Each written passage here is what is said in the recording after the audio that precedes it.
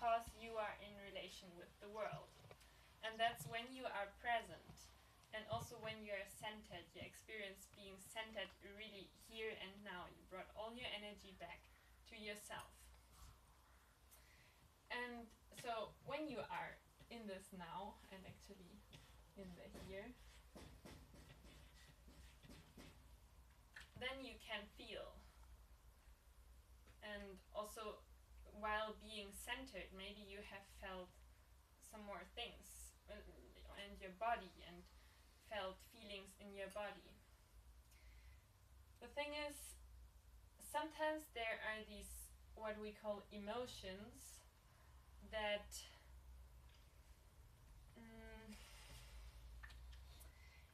that kind of block you from being here and now. And so, yeah, I want to start a bit earlier.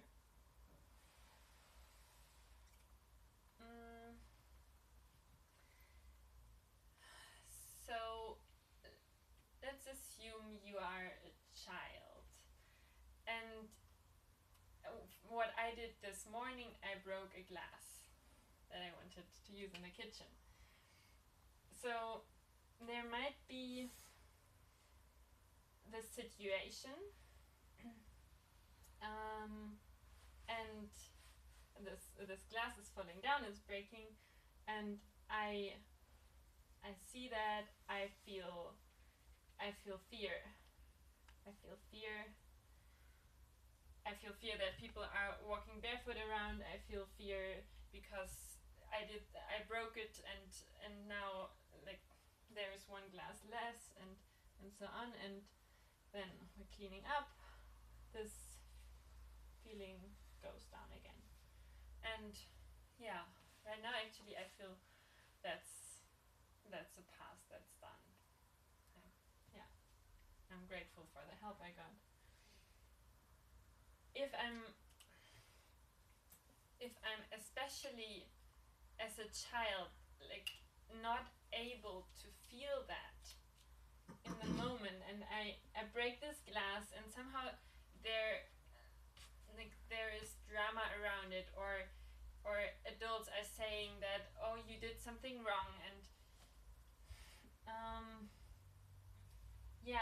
I might also go into, for example, this freeze, and somehow it's staying there. And I remember situations where I was like crying for a while after, and somehow this energy stays up there and doesn't really get completed. Or also a lot with anger, when I'm in school and I'm not allowed to be loud, and somehow anger is something bad, what we had before with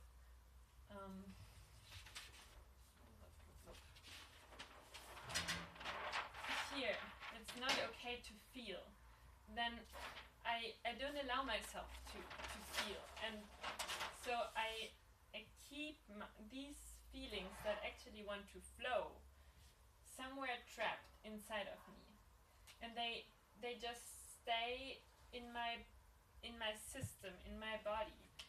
And then there might be another trigger, like let's say another glass falls down,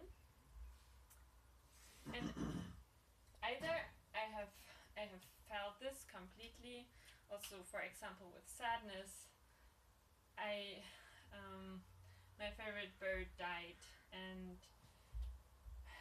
I can really feel the sadness and cry and let go. But if not, if I had to like suppress it and, oh, it's okay, it was just a bird, then it somehow stays up here. And if it's triggered again, it's just, and I'm not able to be present, which is when I'm down here. And yeah, what happens when there are these emotions? Like also, Nick, you discovered that there were memories coming up when you were feeling this anger about being bullied. And yeah, somehow it's somewhere stored in our bodies, memory in our system, and I like to imagine it like knots. Somehow they're often the feelings also mix, like you were maybe scared to feel your anger in this moment because there were other kids that were stronger than you or something like that, or you were also scared to show your sadness in that moment. And so these feelings like block each other, and it's somehow also often like I have it as a physical sensation in my belly somewhere, and yeah, I'm just not able to be present. It's like in my mind there is this going on, and that often for a long time. So that's also something that you can use to kind of check if this feeling, or if this feeling in your system is a feeling or emotion. Sensation. The sensation, yeah. Is if it takes a long time, like if you notice, oh wow, I have been in this sadness since yesterday, or since 1 hour, then it's probably an emotion that got triggered. While if it's gone after, like before 3 minutes, that's kind of the thumb rule. If it's less than 3 minutes, it might probably be a feeling.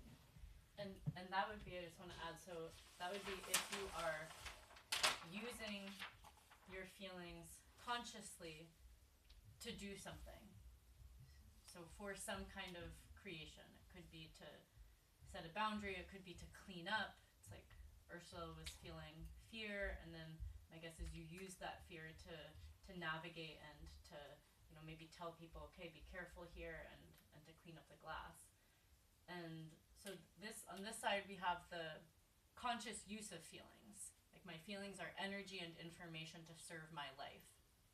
And so what Ursula is saying is there are actually kind of two parts to it. So one is if I try to use that feeling for something and it still doesn't go away, you know, say I'm feeling angry because my partner did something that, you know, pissed me off, and okay, I have clarity, and then I want to use that clarity to set a boundary with him and say, like, hey, that, you know, it really didn't work for me when you spoke to me that way, and I'm not available for that.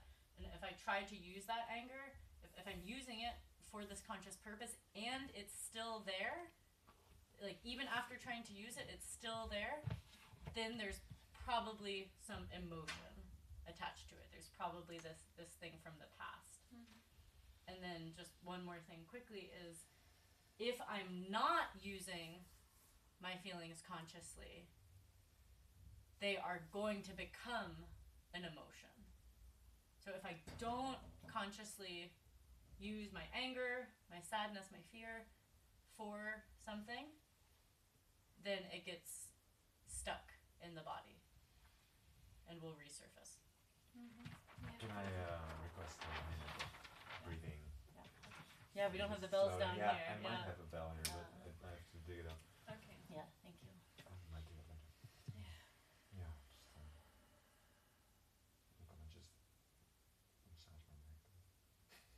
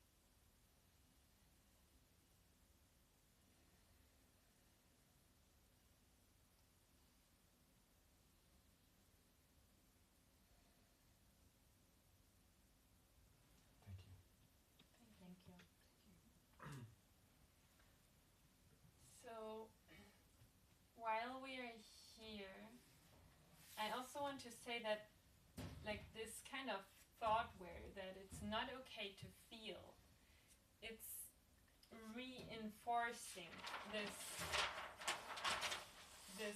cycle of creating emotions, because it's not okay to feel. Okay, so this is created, and actually it's also still not okay to have emotions, and like it's just piling up in the system, and the body is good in healing itself in a way, but also so you can still live and function, but it's still there and it's impacting your life in a way. So, and yeah, let's say this is a feeling, and here it's being used for action, for creation. So I'll just write that here. Oops. Feelings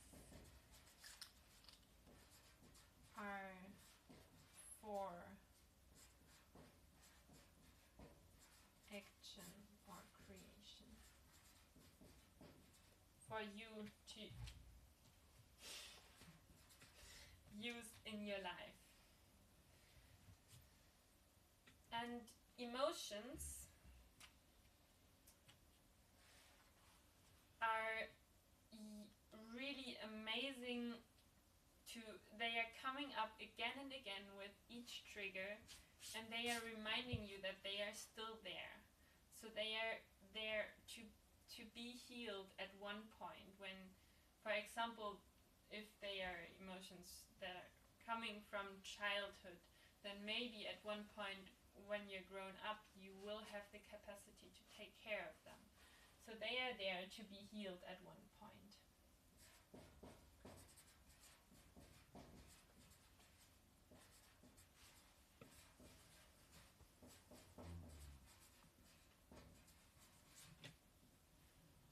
So, and the way in possibility management they are brought into these emotional healing processes is exactly by what you were also starting to go into, Nick, like starting to really let this emotion rise in the body and expressing all the words that have been like bottled up somewhere in you, and like bringing this into awareness, and all the memories that are there from actually the past, from even sometimes emotions are taken from other people. Like I've taken some fears from my mom that she was not really feeling when I was a baby or so. Yeah, and so these things can come up when you start feeling it, and then you can also see like what kinds of decisions you made in this moment to survive this situation. And some of these decisions might still impact you right now in your life, and that's also like sometimes there are blocks in our lives that are blocking us from really going and living and creating what we want, and so that's really useful to look at that, and then having the spaciousness again to really consciously choose how you want to live and be in the world. So both feelings and emotions are in a way giving you this kind of neutral information about either there is something that wants to be healed, or there is something right here in the world and I feel something about it, and so I want to do something about it. Yes.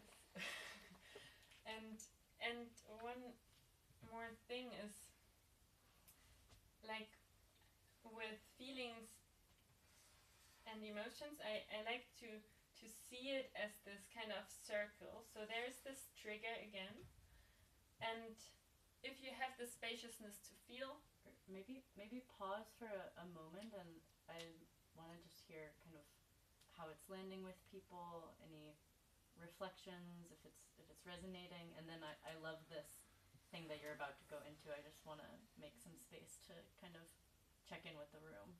How is this? Makes a lot of sense. Yeah, cool. Yeah, I noticed there's just a longing for mourning, especially when you mention this parent and their emotion, and just seeing that there's just this deep longing for spaciousness to really unroll what they couldn't unroll, like, and also a willingness, and at the same time it's like, yeah,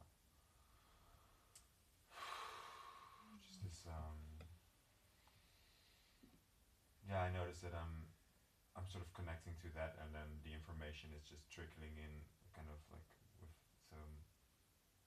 I'm glad that I already heard this a bit. So, but I'm just saying that I'm sort of in two layers.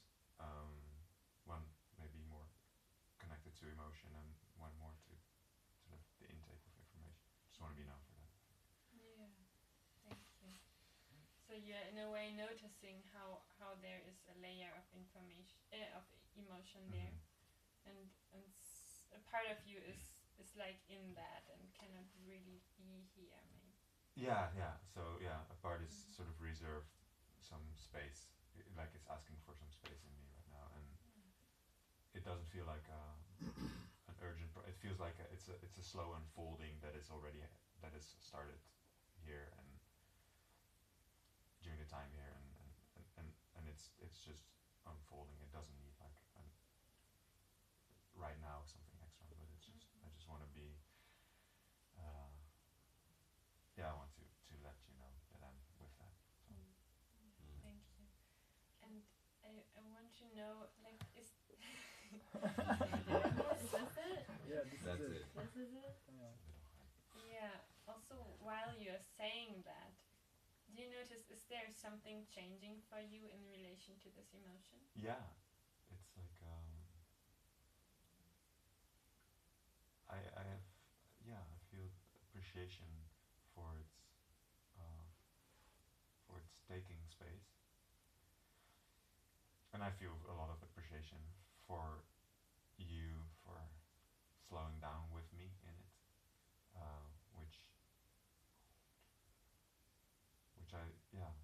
which is something that it's asking for, to slow down with it, and so it can unfold. Yeah.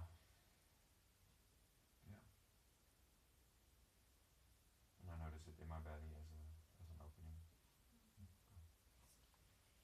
Yeah, thank you. And that's also something that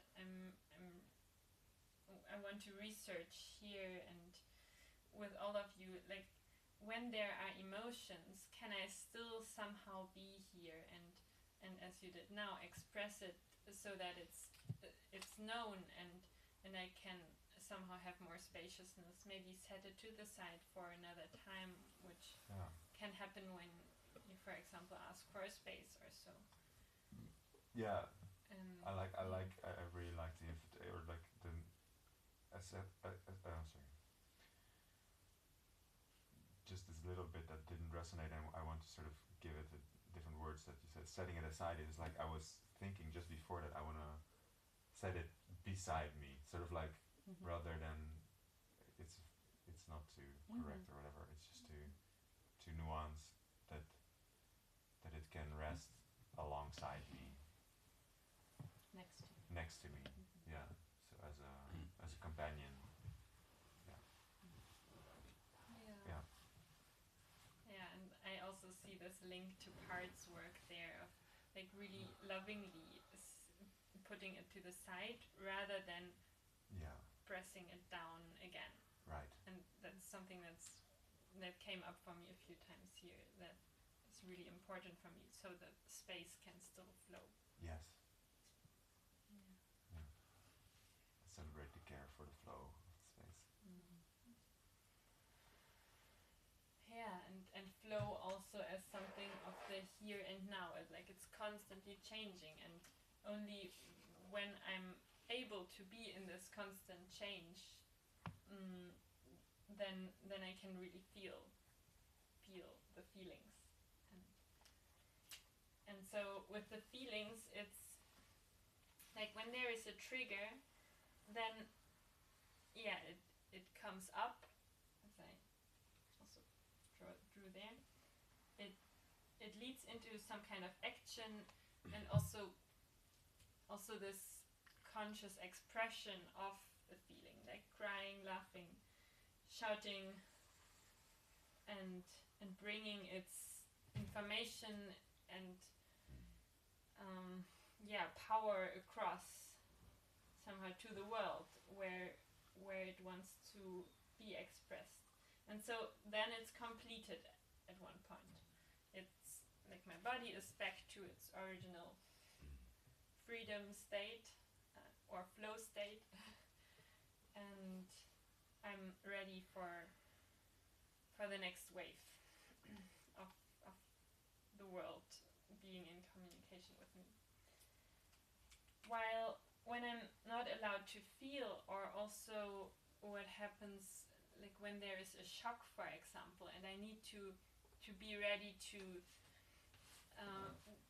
first like just function and run away or save my life in any other way, then there is this kind of interruption and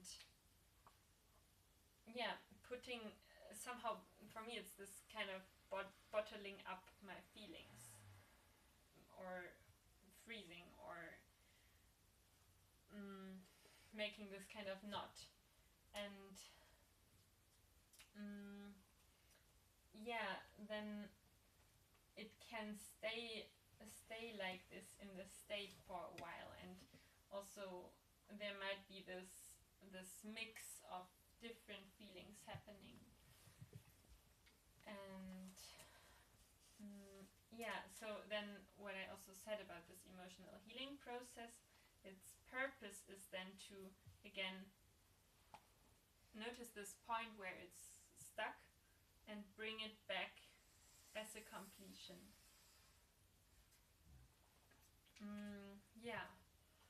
So the emotional healing process is PM process, or is it generic? Yes, it is used in PM in a specific way, while it's also quite open there in which way it's happening. And I see it also happening simply by friends being with each other, and like I see it as something very natural that comes up and that wants to happen. So PM is using it very consciously, but it's not like other people are not doing that at all. Typically when people here are saying emotional healing process or EHP, sometimes people use the abbreviation, then that is referring to the more specific emotional healing as developed by the possibility management lineage. But as Ursula was saying, like emotional healing would be kind of the broader genre, and then EHP is specific within that. But emotional healing would include parts work, companionship, all of these things, of course. So I have one last piece, which is when you are feeling a feeling, you are somehow like still in this presence, and for me it's this way of I'm able to consciously respond to someone. If I'm in a conversation, in a community, in a decision-making process, I can bring my feelings and like still be in this centered position in myself. While when I'm in an emotion, then I'm more reactive, and it's this like I'm exploding, or I'm actually more imploding into myself, and reacting to without without really being connected to myself and the situation. I'm more like in the past with this trigger that's going on in me. So yeah, and that's something that's very useful to be aware of for me, to like, when am I in reactivity and actually not here. Yeah.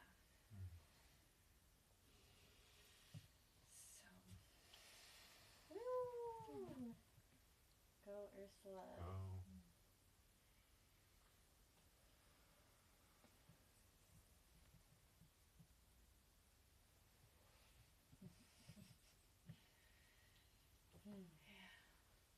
are there any more questions that you have right now?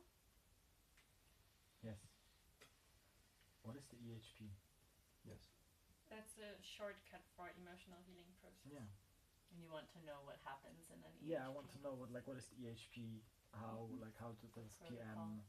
Yeah. Like, what is the structure that PM proposes for the EHP? I'm just curious about that. So yeah, the first step is basically to really consciously feel. Like, often there is, we call it doorway, there is an entering feeling or entering emotion that you have noticed maybe before, that is alive in your body right now, or that is coming up again and again and again. There's some kind of trigger. So it might be, I feel scared of doing mistakes, for example. And then you use that to go into this held space, this one-on-one space. So to really give space for this feeling of fear. Yeah, and you start really feeling it out loud, letting your body move, letting the sounds come up, and then eventually also words come up, and then yeah, it can go into, for example, memories coming up of past situations, and then you can go into them and yeah, just explore what it was like. And I find it really remarkable sometimes to be in these situations of childhood and experience them again, and like things that I otherwise would have forgotten totally. In my normal awareness, I don't have any access to these kinds of informations, but it's just coming up as pictures, as memories. And yeah, then there's this way of what I said before, also looking, for example, for old decisions that you made, and yeah, and maybe even replacing them with new decisions that are giving you the chance to be in a different experience of your life, in a different place that you can, from which you can live your life differently. Yeah. So to give space for the feeling, to see what kind of images, memories are coming up, and being with them, really discovering this situation where the emotion has its origin from. Yeah. And then seeing like what kind of decisions do I regret from there and would I want to take differently. Is it that? Yeah, not necessarily regret, but more to really be aware of how that is also playing in your life and still shaping your way of being in the world. And it might also not necessarily be that you immediately make a new decision, or sometimes for me it's just really noticing how this is playing out in my life, to be aware of it, so that something different can emerge. So Can we do an EHP demo, even a short one? Not now in this Not now. space. Yeah. How long does it take? It depends. I mean, sometimes they can be quite short, 20 or 30 minutes I've done before. They can also be quite long. I've also held like 90-minute processes. So it really depends. Yeah, if we did a demo, it would be, there's not time now, we won't do one now, but it would be probably just going into the beginning layers of what is happening. I can see Brielle asked me to hold space for her in the evening, so I could see if she you would be open to that, to people joining to make that a demo. If you're interested. That's Yeah. a wonderful idea. Yeah. Okay, I'll check in with her. Thank you. Yeah, if you're staying longer, we are having heart spaces every Tuesday and Thursday, I think. Wednesday. And so where there is also space for being part of these processes in some way. Is the heart space pre-all today, or is that separate? No, that's a separate thing. Yeah, heart space is something that we've created in our schedule, which we'll also be looking at the schedule this afternoon. But as of right now, what we've set is these 2 spaces during the week that are a heart space, and so it can be a space for EHPs, it can be a space for parts work, it can be a space just for a listening space. So yeah, that's another opportunity. But there are many people here who are trained in holding this particular kind of emotional healing process. So it's me, Ursula, Jonas, Nina, Matthias, Gil, Shiley, and those are the people who are trained, and then others are also starting to get the skills as well. And you will also, if you want that. So yeah. Okay.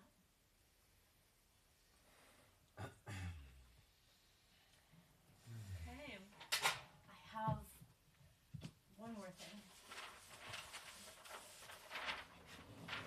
Can I get the blue from you? Thanks. So we started to map out this kind of old thought where it's not okay to feel, and then we also were beginning with the new thought where, updated thought where feelings are neutral, energy, and information to be used for creation. So we were mostly working with anger today, and I just want to touch quickly on this distinction because it's very useful and just a really simple tool for navigating. We've already had people kind of name the other feelings. Possibility management works with 4 basic feelings.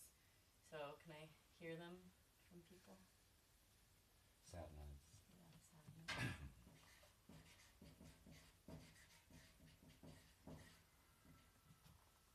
Fear. Of course I said sadness. Very appropriate. Damn it. Joy. Yeah.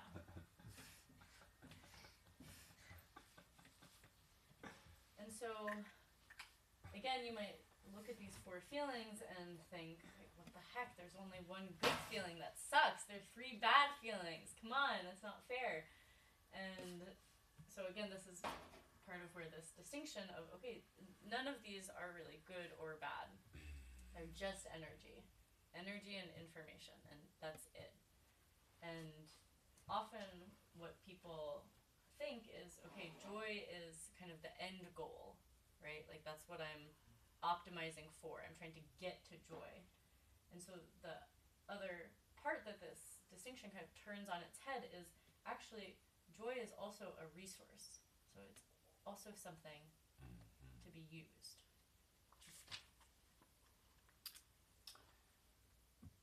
You have something, Gaspar? No, I love that. Yeah. I mean, yes, I love that.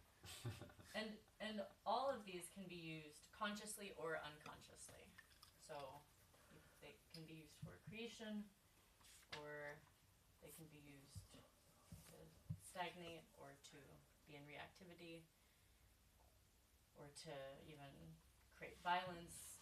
It's like what you don't use consciously, you will use unconsciously. And so that's why for me it's like this distinction is so fundamental and so foundational, because if I'm not really sensitive to the information that my feelings have for me, I will be using them unconsciously in pretty much every moment to create resentment or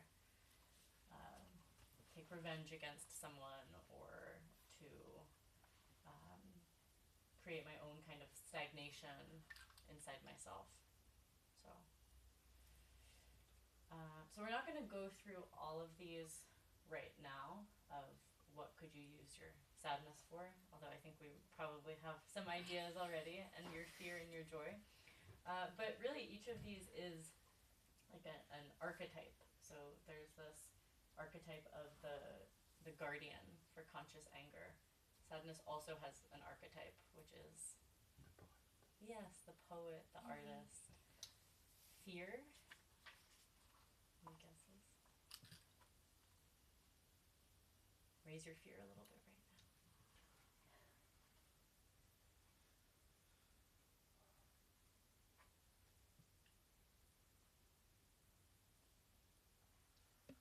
Somehow like the little girl, inner child, and Ah, interesting. There's something there. There's something there, for sure. What could you use your fear for? Like the lookout, like the watchtower. Yeah, more in this direction of lookout, seer, also inventor.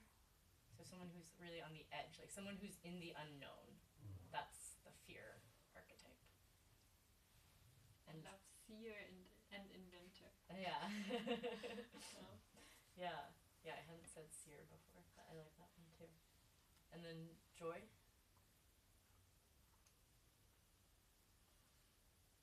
Connect to your joy right now. I want to say the jester, but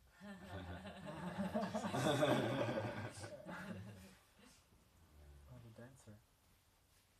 Yeah. I think everybody has kind of different expressions of their joy. Often we say the space holder is this conscious expression of joy. Also this king and queen, if we go more to Freud. But do you have any others for joy? Lover. Lover? Lover, I had also more for sadness. Mm-hmm. of course.